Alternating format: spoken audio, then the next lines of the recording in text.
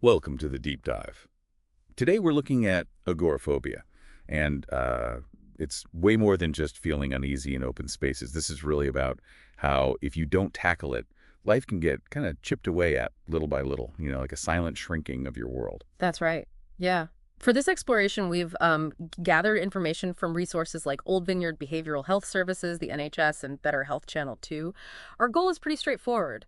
Understand what happens when agoraphobia isn't treated and, pinpoint the crucial things you need to know. Okay, let's unpack this then. So at its core, agoraphobia is this really intense fear, Hmm. a fear of situations where you might feel stuck or like Mm. it would be hard to get help if panic suddenly hits. And the DSM-5, that's the manual mental health pros use for diagnosis. It points to things like crowded places, public transport, even just being outside alone sometimes. Those are common triggers. What's really striking is that without attention, this tends to become chronic, a persistent problem. People don't usually just bounce back on their own. Instead, it can become, well, deeply ingrained. It sets up this really tough cycle of avoidance, fear, and increasing isolation that sadly just it compounds the issue over time. It really feels like a slow theft, doesn't it? Like Yeah. a life theft. Mm. You might start small, maybe dodging that one really busy coffee shop you used to like. Yeah. Then maybe it's avoiding concerts. Then perhaps hanging out with friends becomes too much. And, well, before you realize it, your safe zone has shrunk right down to maybe just your apartment. Exactly. It's life just getting taken away piece by piece. That's a very real way to see it, yeah. And the fallout from this kind of growing isolation is significant. People can lose connections with friends, their family relationships can get really strained. Sometimes loved ones just struggle to grasp what's happening. And holding down a job or, say, continuing with education becomes incredibly tough, sometimes impossible. And that loneliness that starts to creep in, I mean, that's got to feed the anxiety and the depression, too, right? Oh, absolutely. Sounds like this vicious circle where feeling alone just makes the anxiety and sadness worse, Hmm. which then just makes you want to withdraw even more. Exactly. It's a negative feedback loop. And if we look at the broader picture, mental well-being, research actually shows this. Studies, like some published in the journal Depression and Anxiety, indicate that untreated agoraphobia significantly elevates the chances of developing other mental health issues. Like what specifically? Well, like generalized anxiety disorder, GAD, and also major depressive disorder, MDD. The comorbidity is quite high. And it's not just those specifically, is it? There's also the risk, I imagine, of people turning to other things, Yeah. maybe like alcohol or drugs. That's a really important point, yeah. Trying to quiet those overwhelming feelings, sort of self-medicating the anxiety. And tragically, this combination of deep isolation, these feelings of hopelessness, and the possibility of depression, it can also increase the risk of suicidal thoughts.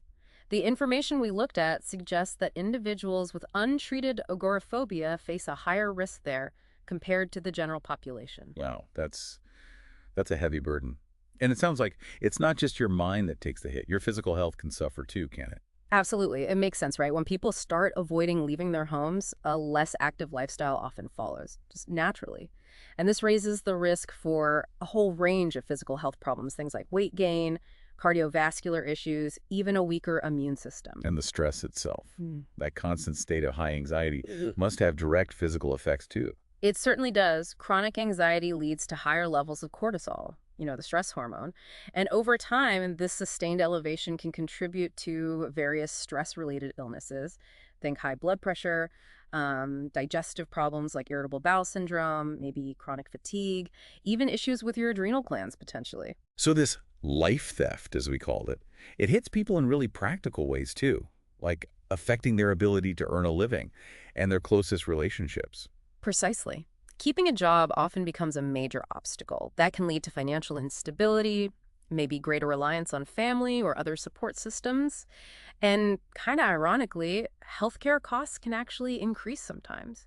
People might end up in emergency rooms more frequently because of panic attacks, not knowing what's happening. Right, thinking it's a heart attack or something else physical. Exactly. And the strain on relationships.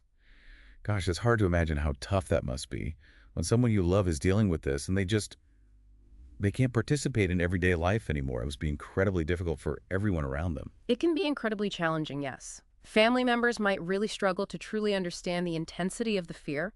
Yeah. It's not logical from the outside, you see. And that misunderstanding can lead to frustration, maybe conflict, and then, When loved ones step into primary caregiver roles, They can burn out. they themselves are at risk of burnout, yeah. Which, of course, further weakens the whole support network. It's tough. Okay, so we're seeing this pattern, this kind of downward slide. Can we break down that cycle of avoidance a bit more clearly? How does it actually work? Yeah, it's a pretty clear sequence usually.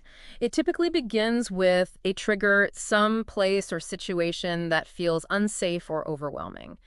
This then triggers that panic response we talked about, which can involve really intense physical sensations, maybe a racing heart, feeling dizzy, nauseous. Yeah, really scary physical feeling. Very scary. So to escape that discomfort, the natural reaction is to avoid that trigger next time. And that avoiding, okay, so even though it brings like a moment of relief right then, it actually makes things worse down the line. Is that right? Exactly it. Yeah. That short-term decrease in anxiety you feel by avoiding the feared situation, it powerfully reinforces the avoidance behavior. Your brain essentially learns, okay, staying away from that makes the bad feelings stop, so you do it more.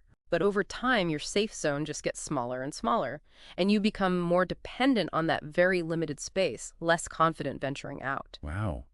It sounds like a really tough trap to escape, Yeah. but there's got to be hope. There are ways to break this cycle. Absolutely. Yes. The good news, the really important news, is that this spiral can be broken. There are effective, evidence-based treatments that work. Cognitive behavioral therapy, CBT, is generally considered the gold standard. It focuses on changing those unhelpful thought patterns and behaviors. And that often involves actually facing the fear, right? Right. Exposure therapy? Yes, exposure therapy is a key part of CBT for agoraphobia. It involves gradually and safely confronting the feared situations step by step with support. And I understand medication can also play a role sometimes, like SSRIs. Yes, selective serotonin reuptake inhibitors, or SSRIs, and sometimes other medications like benzodiazepines for short-term relief can be prescribed. They help manage the underlying anxiety and panic symptoms, making therapy more manageable. Okay. And it's not just about the professional help, though, is it? Having people around you who actually get it must make a huge difference. It really, really does. Connection is so important. Support groups, whether they're online communities or in-person groups, can help people feel much less alone.